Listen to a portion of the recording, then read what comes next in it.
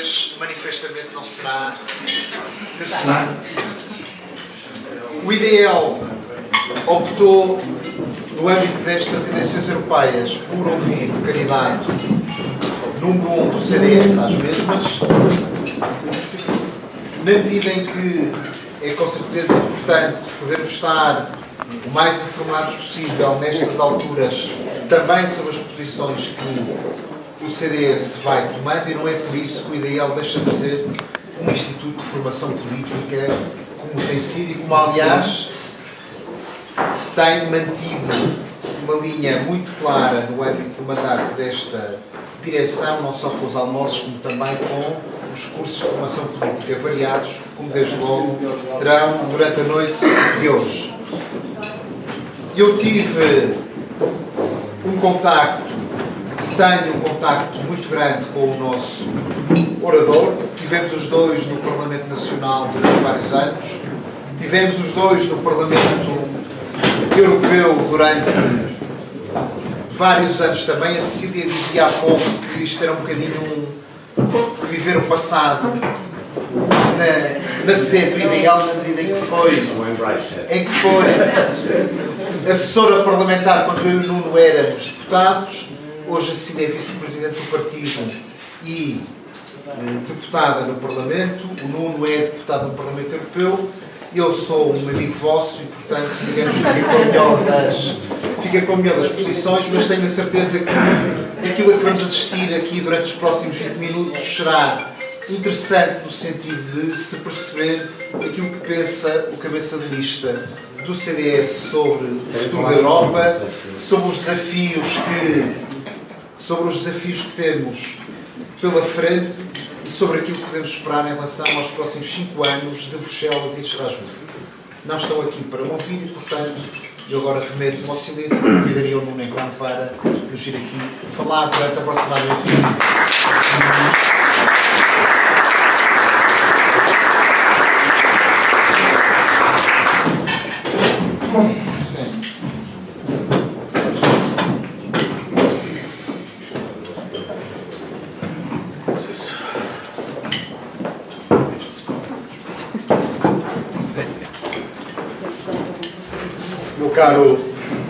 Meu caro Diogo, eu queria, enfim, em ti, cumprimentar todos os presentes do CDS e não sendo do CDS, no caso da Juventude Popular, nos nossos extraordinários candidatos, o Francisco e a Vieira, toda a JP, cumprimentar todos os deputados presentes. Honro muito mas ainda neste momento que nós sabemos, o Diogo, como eu, já fez uma campanha às eleições europeias em 2009 e sabemos bem das dificuldades, mas também no gozo que nos dá fazer essa campanha e neste trajeto ter do nosso lado aqueles que, para além do mais, como é o caso, levam comigo um percurso de vida na política, é para mim muito importante.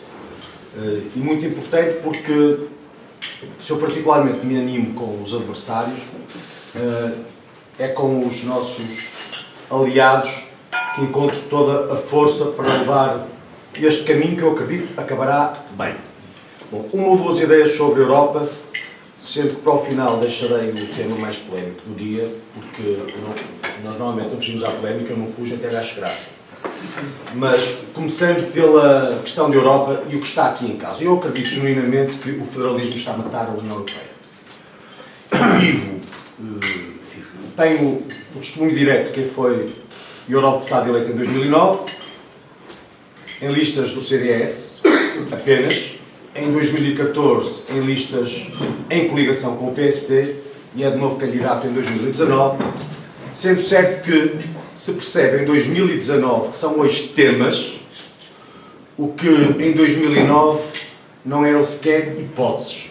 O que mostra que em um curto espaço de tempo, numa política que é tão dinâmica, nós não só temos que ter uma capacidade de nos adaptarmos, mas ao mesmo tempo, nos termos de comparação, para quem nos vive por dentro, uma noção mais aproximada do que está mal. E eu não tenho dúvida nenhuma que hoje há uma certa macrocefalia de Bruxelas, que acredita que, encontrando denominadores artificiais, que transformam finlandeses em portugueses, italianos em alemães, estará a prestar um grande serviço à Europa, consegue mesmo motivar esse aprofundamento que eu acho estranho, contra a vontade dos povos, quando tiveram ocasião de se manifestar, e hoje, em 2019, para resolver os problemas, basicamente atira para cima da mesa muito o que lhes deu causa.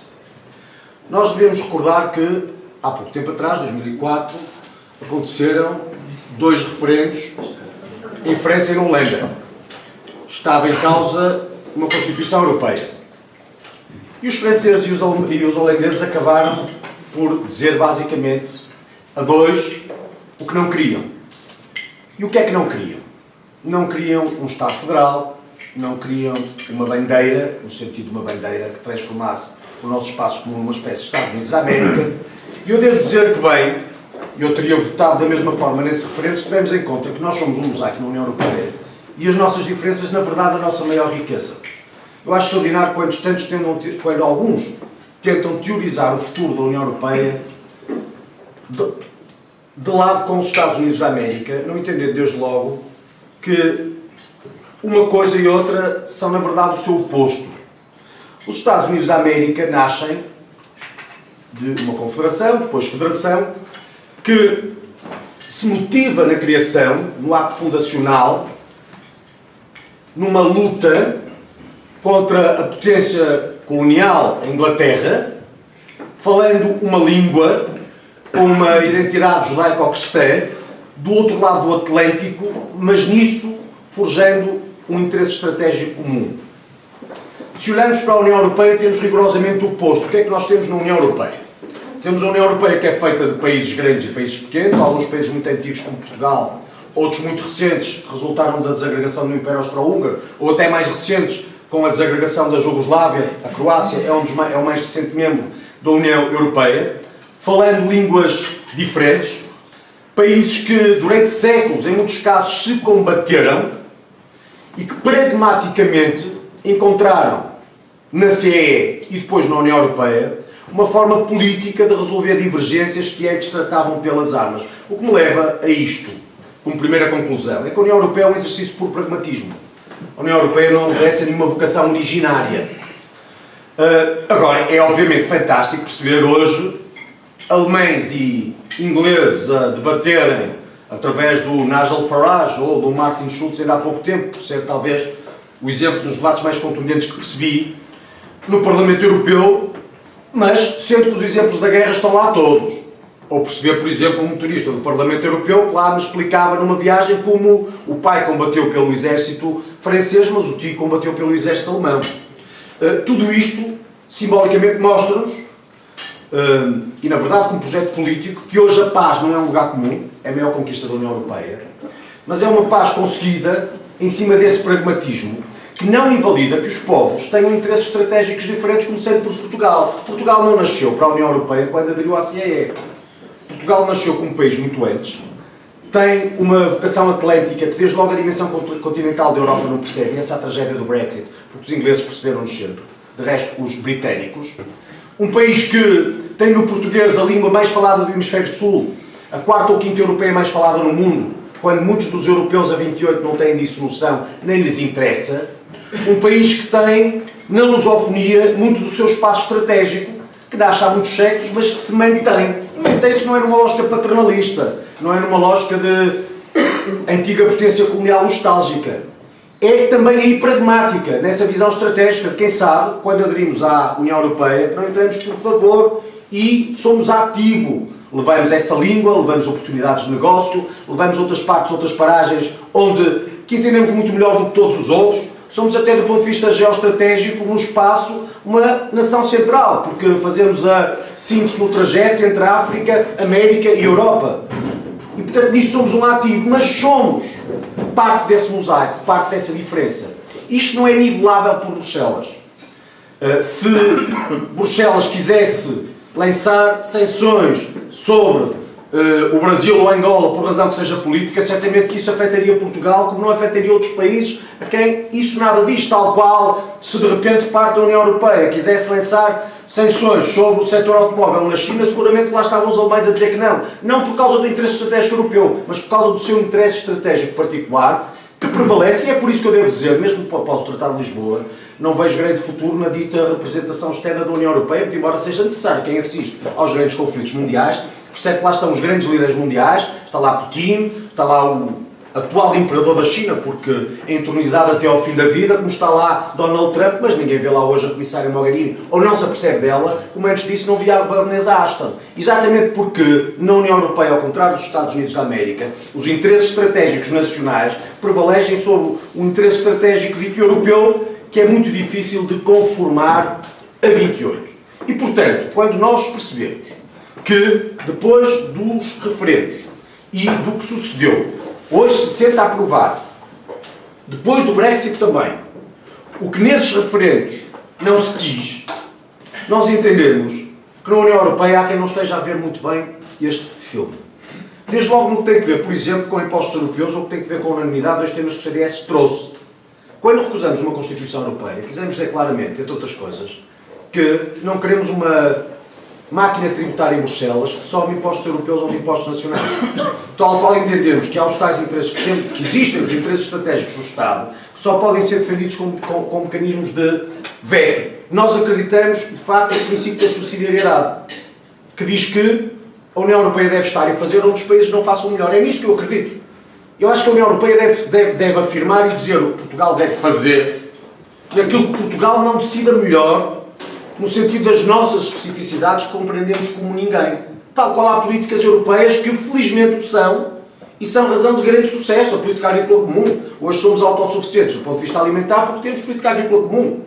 As regiões mais pobres da União Europeia hoje produzem na agricultura porque há política agrícola comum. Porque senão só a Europa Central, mais rica, mais fértil, com maior demografia, seria competitiva. Ou a proteção civil. Nós aprovamos este ano um mecanismo europeu de proteção civil. Vivemos choques em 2017. Obviamente que é uma política europeia extraordinária. Ou as que decorrem da livre circulação de bens, pessoas, serviços e capitais, os programas Erasmus que os mais jovens hoje têm, que a nossa geração nunca sequer pensou como possível. A minha ainda cresceu a mostrar o bilhete de identidade do lado de Espanha. E quanto muito fazíamos um Interrail se conseguíssemos juntar dinheiro, coisa que eu nunca consegui. Eu acho magnífico que hoje um dos programas mais recentes do ponto de vista europeu seja precisamente o Interrail, que é pago, que é o Orçamento da União, quando nós não tínhamos e era o máximo que conseguíamos. E, portanto, há políticas europeias, mas há políticas que são nacionais e nós estimamos realmente este princípio da subsidiariedade, que é a regra dos tratados, mas que vai sendo tratado hoje como uma exceção que não é.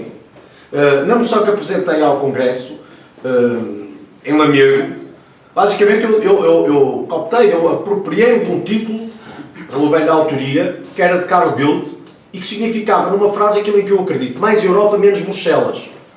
Nós queremos Europa, queremos União Europeia, mas não queremos um governo europeu. Não queremos, desde logo, precisamente porque há interesses estratégicos dos Estados, o fim de uma, apesar de tudo, intergovernamentalização que preserve esses interesses estratégicos, em favor de um governo que é feito de socialistas, de famílias do PPE, de outras mais à esquerda, sendo suposto que no dia seguinte se tem que entender todas. Perceba-se o que está a acontecer, por exemplo, agora com o Partido Socialista e o Pedro Marques. Quando na Roménia se vive a vergonha da violação da separação de poderes, do branqueamento de casos de corrupção, com a tentativa de uma primeira-ministra socialista a aprovar uma lei da amnistia que evita o presidente do seu partido, agora é ela, mas antes não era, de ser julgado e condenado pela apropriação de 24 milhões de euros de fundos comunitários. Quando tudo isto acontece, e seria suposto que o Partido Socialista tivesse uma atitude contra a Roménia, não contra a Roménia, contra a corrupção, em favor do Estado de Direito, desde logo na Internacional Socialista, não. O que é que temos? Temos o Pedro Marques a pedir à representante da Roménia na Comissão Europeia que lhe venha dar uma ajuda na campanha com fake news para superarem as suas próprias fake news. E, portanto, isto ajuda a perceber como, na verdade, a lógica partidária percebe e prevalece sobre o interesse de uma União. E eu devo dizer que os nossos cartazes ilustram muito aquilo em que muitos de nós no CDS acreditamos, para não dizer todos. É Portugal e a Europa é aqui. E, portanto, somos parte ativa desta Europa, mas somos isto, somos Portugal. E é esta identidade que nós queremos preservar, até porque nós temos noção que somos 10 milhões em 500 milhões. E 10 milhões em 500 milhões, por muito simpáticos que sejam, não têm a capacidade de decidir aquilo que vão ser as grandes políticas europeias e depois do Brexit pior, concretizando-se o Brexit, eu quero crer que poderá, apesar de assim não ser no futuro, tendo em conta como tudo isto se altera todos os dias, mas precisamente porque pelo menos os britânicos eram quem melhor nos compreendia. e fazia um certo contrapeso a uma dimensão continental de franceses e alemães, que nisso, perdendo esse equilíbrio, certamente também mostram a nossa perda em relação a um dos nossos principais aliados. E, portanto, isto para dizer que o federalismo é tudo aquilo que acho está a matar a União Europeia e é uma das razões para a ascensão dos extremismos e uma das razões para uma certa reconfiguração político-partidária que está cansada de perceber algumas pessoas que muitas vezes nem sequer têm responsabilidade política porque não respondem pelos seus atos ou pelas suas decisões, são técnicos e inventam as normas que depois, se calhar, em alguns casos podem fazer sentido a norte, se calhar não fazem a sul, e o exemplo mais recente é o da hora. Quer dizer, eu tenho que assistir a debates da União Europeia, no Parlamento Europeu, que me dizem que Portugal tem que ter a mesma hora da Finlândia, é basicamente não se perceber, quem já alguma vez vai à Finlândia ou vive em Portugal, que uma coisa e outra não jogam. E para nós não é exatamente a mesma coisa que...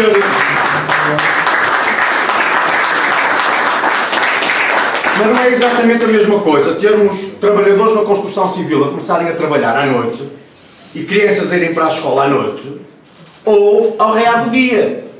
Tal qual noutros países têm dia o dia todo e noite noutras alturas do ano. E, portanto, esta tentativa uniformizadora artificial é muito trágica e está realmente a matar o projeto europeu.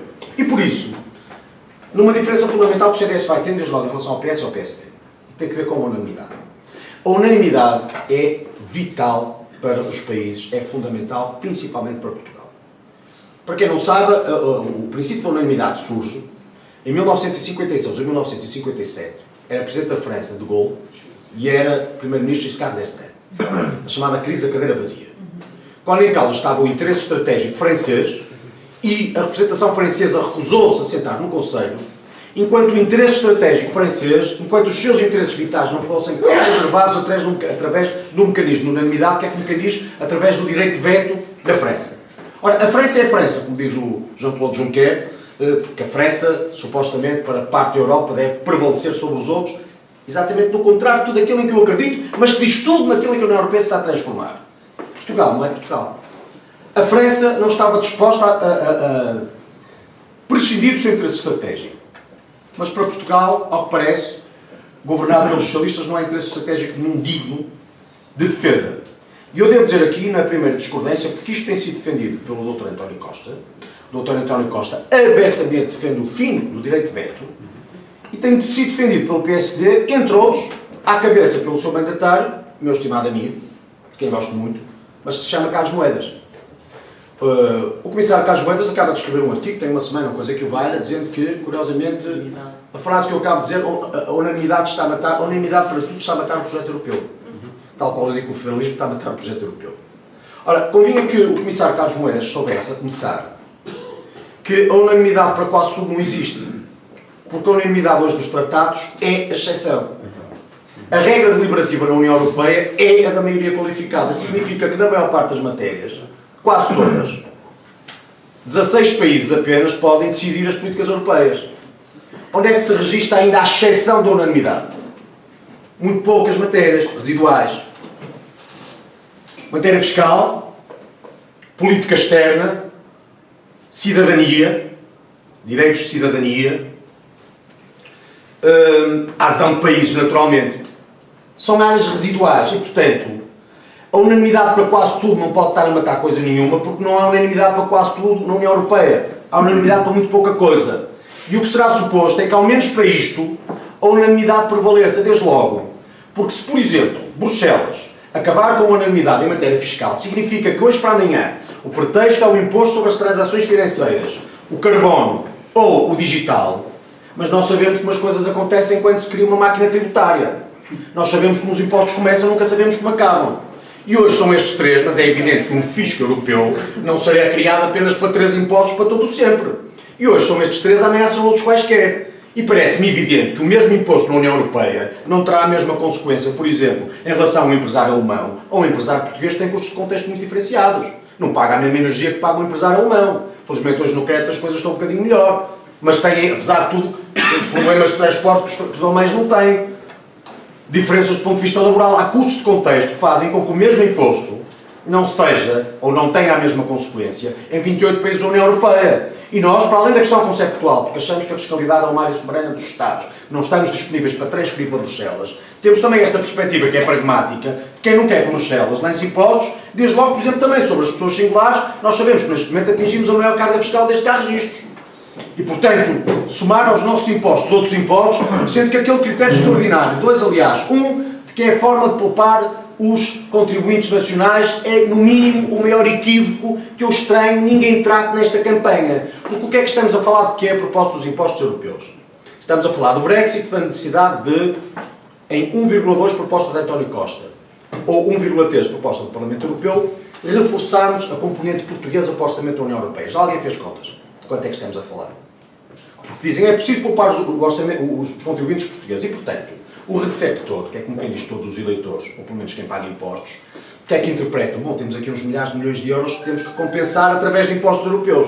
Seria bom que tivessem noção do que estamos a falar. Um reforço de 1,2% do orçamento da União Europeia são 360 milhões de euros. 360 milhões de euros. Se quisermos pensar em 1,3, estamos a falar de perto de 700 milhões de euros de estou por alto, que é menos. Ora, nós, aí sim com o esforço dos contribuintes, já injetamos só no BPN 7 mil milhões de euros. Na Caixa Geral de Depósitos, 5 mil milhões de euros. Agora no novo banco, como se viu, mais uns milhões de euros. Aí estamos a falar de milhares de milhões de euros, com custos para os contribuintes, e exemplos noutros países. Em Itália, bancos fecharam. Noutros países há bancos em dificuldades, e na ocasião não ouvi ninguém a defender impostos europeus, quando aí sim fariam alguma diferença para os contribuintes. Mas para 360 milhões de euros, aí já precisam de impostos europeus. Porque, meus queridos amigos, o que está em causa realmente não é nem poupar os contribuintes nacionais, nem propriamente está a preocupação com o orçamento da União Europeia. A vontade é de, a pretexto do Brexit, se reforçar a dimensão federalista da Europa, propondo o que estes referendos rejeitaram, mas que de outra forma nunca conseguiriam. Se o Dr. António Costa quiser encontrar 340 milhões de euros na base da sua vontade, bom, é muito fácil. Só com a TAP, que os socialistas com José Sócrates, no ponto 17, num grande entendimento com a Troika, foi privatizada. Porque a vontade de privatizar a TAP foi do atual governo, grande parte dos atuais ministros. Só com a TAP, renacionalizando os prejuízos da TAP, porque nós na gestão não mandamos nada, de uma forma muito socialista, vivem com o dinheiro dos outros, poupava 100 milhões de euros. Com a renacionalização para o Serviço Nacional de Saúde do Hospital de Braga, poupava mais 40 milhões. Em nomeações, que são um bocadinho mais do que no tempo do nosso governo e um bocadinho mais até do que no tempo do engenheiro José Sócrates, poupava mais 10 milhões. Só nisto já estão 150 milhões. E, portanto, bem se vê que, cedendo menos à agenda ideológica, dando menos a mão ao Bloco e ao PC, porque a agenda ideológica custou muito caro, é feita com os impostos dos contribuintes aí sim, encontrava o dinheiro e não estava preocupado em lançar novos impostos. E esse é que é realmente um ponto aqui muito relevante. E depois a questão da poupança. Por um lado dizem que querem poupar os contribuintes portugueses, mas por outro, no acordo celebrado entre o PS e o PSD, lá tem escrito que transferirão para Bruxelas as multas pela violação das regras da concorrência. Então, as multas pela violação das regras da concorrência neste momento capitalizam o Orçamento Geral do Estado. Então o PS e o PSD decidem por acordo transferir para o Orçamento da União Europeia o que hoje é receita do Orçamento Geral do Estado e depois vem com a conversa que estão a querer poupar os contribuintes portugueses. O buraco que abram no Orçamento Geral do Estado, obviamente, que é a receita que se vai ter de encontrar. E estamos a falar de muitos milhões de euros todos os anos. E, portanto, realmente, isto é o pretexto para o tal impulso federalista que nos preocupa, e o CDS trouxe esta questão para a vida política, e nós devemos a este propósito, enfim, destes entendimentos que vão sendo celebrados, que, pelo menos nisso, o eleitorado terá uma visão nítida. É que este Partido Socialista, o CDS, só é a oposição. E por muito que eu concordo muitas vezes com o PSD em críticas que faz ao PS, facto é que já celebraram 3. Um para a descentralização, outro para os impostos europeus, agora o terceiro para as viagens, no dito caso Galpgate. E pelo caminho estão disponíveis para viabilizar um governo do Dr. António Costa, coisa que nós não, garantidamente. E disso as pessoas podem ter a certeza. E, portanto, nisso há algumas diferenças que devem ser nítidas também em campanha, quando, enfim, é evidente se nós vamos a votos e não vamos coligados, há notas que são diferenciadoras. Obviamente estamos nós muito mais próximos do PSD do que estamos dos outros partidos do ponto de vista europeu. Mas há notas nítidas que devem ser traçadas. Finalmente, as consequências com isto local, antes que o Diogo Feio me interpele, Também pode acontecer. Bom. Sem grande efeito. Vamos cá ver, provavelmente. Mas pronto, mas a tentativa não é como é como alguns crimes no direito penal. Vamos cá ver uma coisa. Quais são as consequências de tudo isto que eu venho dizer? A primeira consequência está no Brexit. Os britânicos têm uma personalidade razoavelmente forte, apesar de toda uma campanha equívoca em cima de um referendo, cansaram-se de quererem impor-lhes esta lógica niveladora que viola muito do que eles são e que não está apenas, por exemplo, na medida dos parafusos, porque eles querem as polegadas, nós temos a fórmula métrica, ou de conduzirem num lado e nós no outro. Isso são só manifestações mais ou menos casuais da sua singularidade e da sua personalidade coletiva. Em outras coisas muito relevantes, como por exemplo quererem que os presos votem, quando na tradição anglo-saxónica os presos não votam.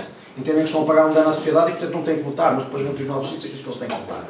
Há um acumular de circunstâncias neste sentido nivelador federalista que quem são os britânicos, a par de uma questão das migrações que tem que ser falada e que obviamente está a implicar uma grande reconfiguração político-partidária no resto da Europa. Mas este é um tema que justificou muito do Brexit e depois essa reconfiguração político-partidária.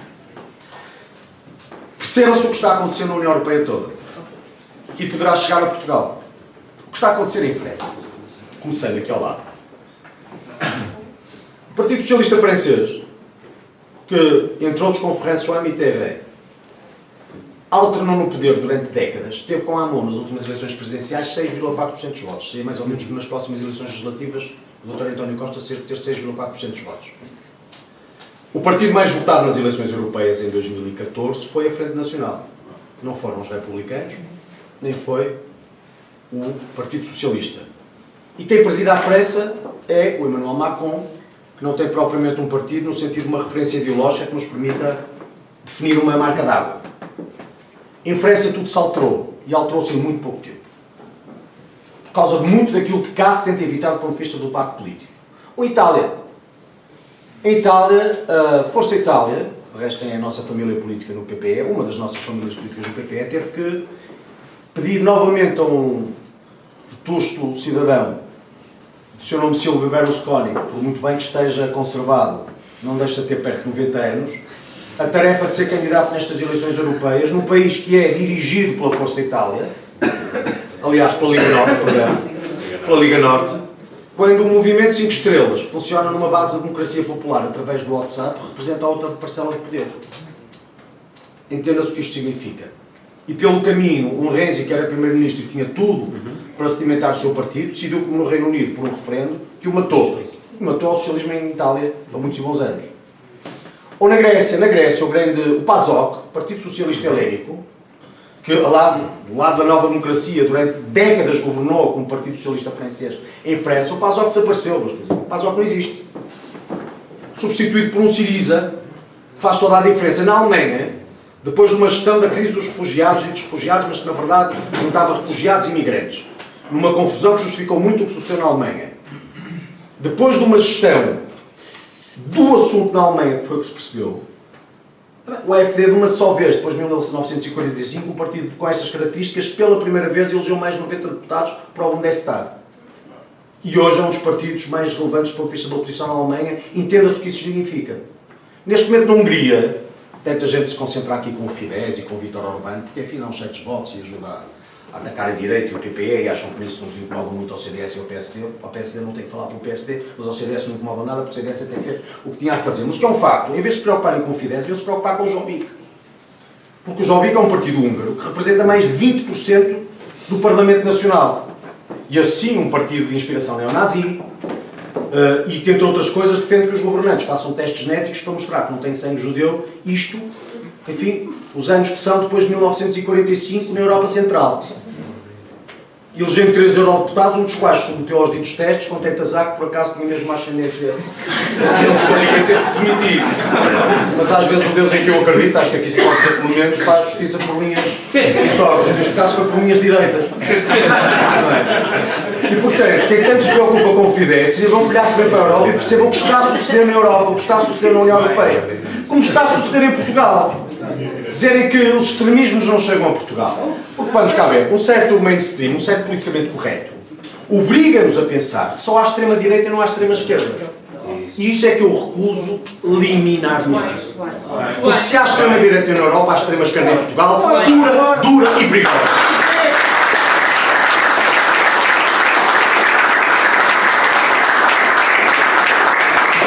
E isso leva-nos aqui ao lado da Espanha. Pronto. É basicamente o tema do dia. Eu andei a ser exorzido no comentário porque disse que o Vox não é um partido de extrema-direita. Pronto. É o que eu acho. E vou explicar porquê. Em primeiro lugar, acho desde logo magnífico o comentário político nacional se entretenha com os poucos mais de 10% que o Vox teve e o perigoso partido de extrema-direita que é, mas não lhe diga nada. Os 14,30% que o Podemos teve e os 42 deputados, podendo o Podemos acabar no poder se calhar amanhã ou depois da manhã. Ou seja, há extrema-direita em Espanha, mas não há extrema-esquerda. Como cá não temos extrema-direita, mas o Bloco e o PC não são extrema-esquerda. De resto, vamos cá ver. Eu, das críticas que tive logo componentes, foi da Marisa Matias e do Bloco de Esquerda. Bom, nós, lições de democracia do Bloco de Esquerda é coisa que nunca temos. Porque enquanto que o UDP e o PSR, enquanto que o UDP e o PSR se animavam em Portugal a tentar fazer o prego, nós tivemos lá de 25 de novembro. E, portanto, logo por aí, lições de democracia do Bloco de Esquerda, esqueçam.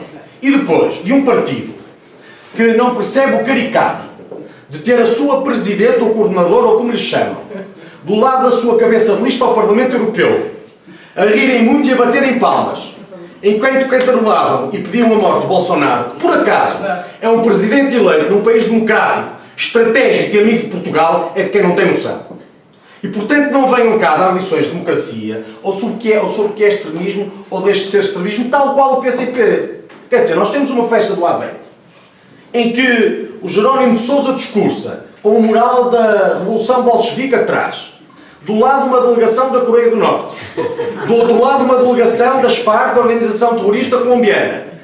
Do outro lado uma delegação daquela simpática luminária que se chama Nicolás Maduro da Venezuela. E depois os radicais somos nós.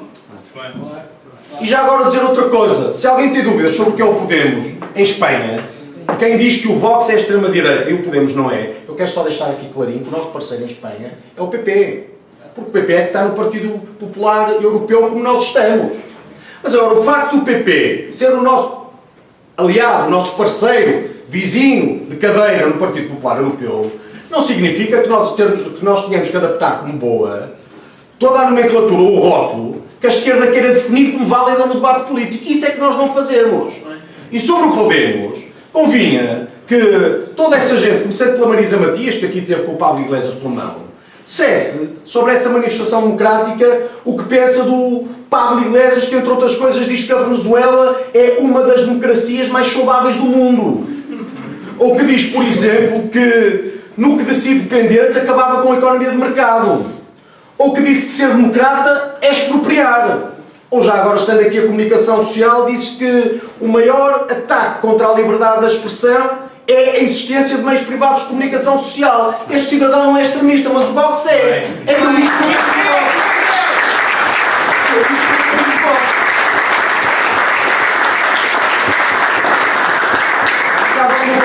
Para o PS, eu li um clipe do Carlos Jorrinho também, que eles imitam-se uns aos outros. Houve uma certa bloquização de um PS que eu lamento. De facto, o PS é um partido muito importante do 25 de novembro. Não é? Eu quando hoje vejo o PS a repudiar o 25 de novembro, só quem não tem um bocadinho de memória histórica, só quem não sabe nada, perceber o PS com vergonha do seu maior património, do seu melhor património é extraordinário. Mas enfim, nós hoje temos o PS hoje deu a mão ao PREC, quando até 2015 lhe tinha sido fronteira. E como deu a mão ao PREC, tem que ter vergonha de 25 de novembro. Eu acho que isso devia envergonhar o PS, francamente. Mas pronto, cada um sabe de si, e felizmente no Partido Socialista ainda moderados, que eu espero um dia possam trazer novamente lucidez ao partido. Agora, enfim, ter o Dr. Ferro Rodrigues na Assembleia da República a fazer